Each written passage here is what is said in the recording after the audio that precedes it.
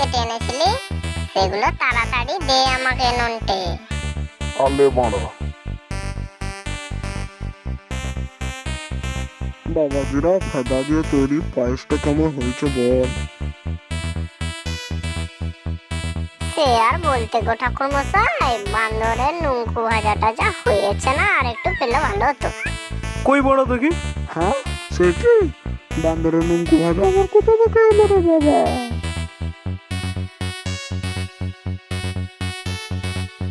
হ্যাঁ, দেখি অনেকক্ষণে কান্দ, আমার ফেদার পায়েসে বান্দরের নুনকু।